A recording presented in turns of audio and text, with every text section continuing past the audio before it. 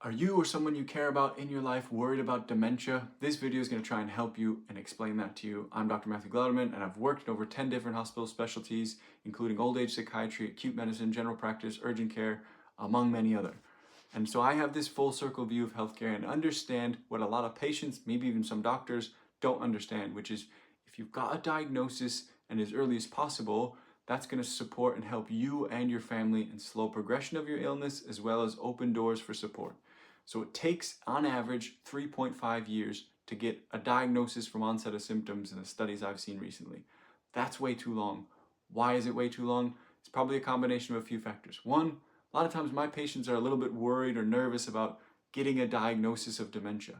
And that what I tell them is like, look, if we all live to be like 120, probably have some degree of memory problems. But it also kind of lightens the blow of like, look, we're just trying to help you. And the reality is, if you get a diagnosis early, there are some drugs that can help slow progression, and depending on the type of dementia, obviously, and then there's some things you can do in your life and lifestyle changes that can also slow progression of dementia.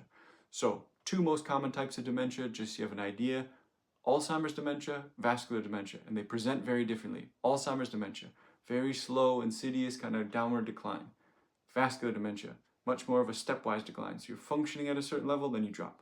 Functioning at a certain level, then you drop. And if it seems like a mixture of the two, where you're declining and then you drop, declining and you drop, it's probably mixed dementia or some other form of dementia. So why is it important? The social services available, especially in the NHS where I work, are much better if you've got a formal diagnosis of dementia. When you get discharged from hospital, there's more services available to you. In the community, there's more services available to you. So that takes the burden off you or your family.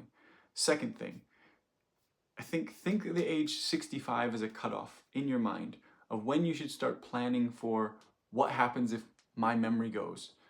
And before age 65, unfortunately, some people, it's rare, but they get a diagnosis of dementia. That's early onset dementia. After 65, we thinking that's more common, I suppose. But the important thing is have a health and welfare power of attorney, someone that can make decisions for you on your behalf that you trust, whether that's an advocate or a family member or friend. Second thing, the project I'm trying to do to change support for our most vulnerable patients is my emergency plan.